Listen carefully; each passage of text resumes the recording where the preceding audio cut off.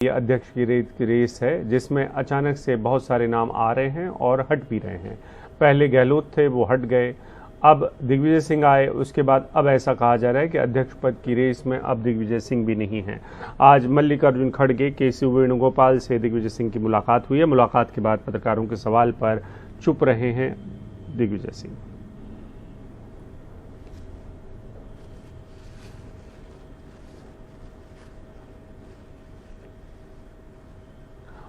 और हमारे साथ हिमांशु जुड़ रहे हैं। हिमांशु, बताएं कि दिग्विजय सिंह रेस से क्यों बाहर होंगे अगर होते हैं तो, और दूसरा ये कि ध्यान भारत जोड़ो यात्रा से हटकर हमारा ये सवाल वैसे उमा शंकर के लिए होगा।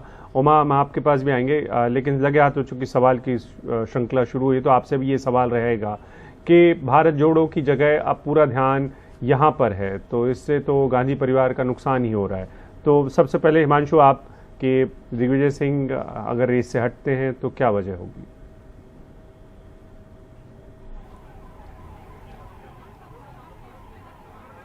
वरिष्ठ पदों पर काम किया है संगठन में और सरकार में भी। जब यूपीए सरकार थी, उन्होंने मल्लिकार्जुन खड़गे से मुलाकात के बाद एनडीटीवी से बातचीत में एक महत्वपूर्ण बात कही है।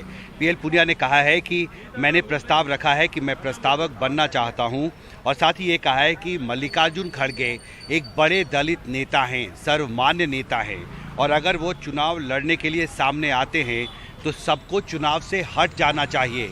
मुझे लगता है कि देखिए, ये बहुत महत्वपूर्ण है ऐसे समय पर जब पहले महासचिव संगठन जो कांग्रेस में है केसी वेणुगोपाल, वो मल्लिकार्जुन खड़गे को कहते हैं कि आपको चुनाव लड़ना चाहिए, और उसके बाद सुबह सुबह जो प्रोमिनेंट दलित लीडर हैं कांग्रेस के पीएल पुनिया, वो मल्लिकार्जुन खड़गे से मुलाकात करते हैं, और उसके बाद प्रमोद तिवारी और पीएल पुनिया दोनों ने ये बयान दिया है कि मल्लिकार्जुन खड़गे जो हैं वो बड़े नेता हैं और उनके नाम पर एक सहमति बन सकती है और वो प्रस्तावक बनेंगे। और दोनों ही नेताओं ने कहा वो प्रस्तावक बनेंगे। सलमान खुर्शीद से भी कहा उन्होंने, हमारी बात हुई है। अखिलेश प्रताप सिंह जो बिहार से कांग्रेस के नेता हैं, राज्यसभा सांसद हैं, उन्होंने भी समर्थन करने का फैसला किया है।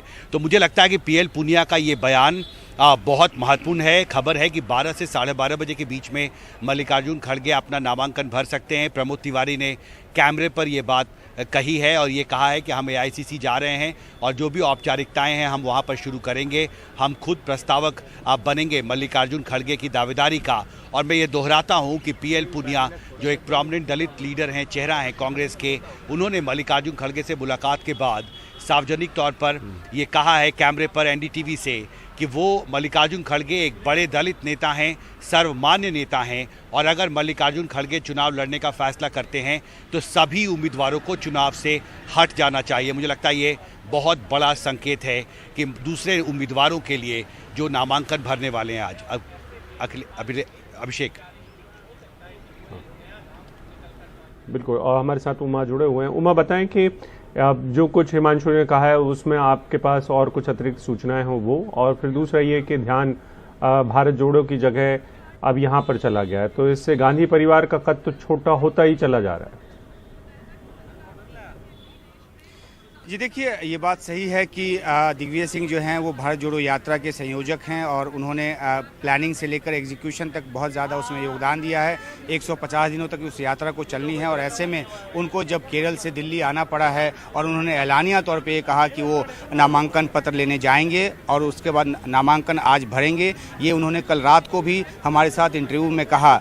यहाँ अभी तक कोई इत्तला नहीं है कि उन्होंने क्या ऐसी कोई जानकारी दी है कि वो नहीं आ रहे हैं।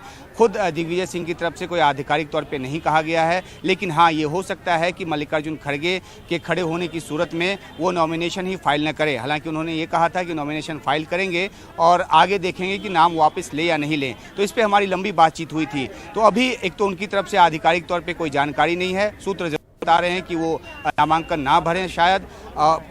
मल्लिकार्जुन खड़गे क्योंकि वरिष्ठ नेता हैं और राज्यसभा में नेता विपक्ष भी हैं, तो ऐसे में जब वो नॉमिनेशन कर रहे हैं तो दिग्विजय सिंह का नॉमिनेशन करना ये माना जाएगा कि एक मत्ता नहीं है खड़गे के नाम पर, और खड़गे के नाम पे एक मत्ता का महत्व इसलिए ज़्यादा बढ़ जाता है क्योंकि केसी वेणुगोपाल खुद देर रात जाकर उनसे मिले हैं। उसके बाद आज सुबह से उनके नाम को पुख्ता तौर पे आगे किया गया है।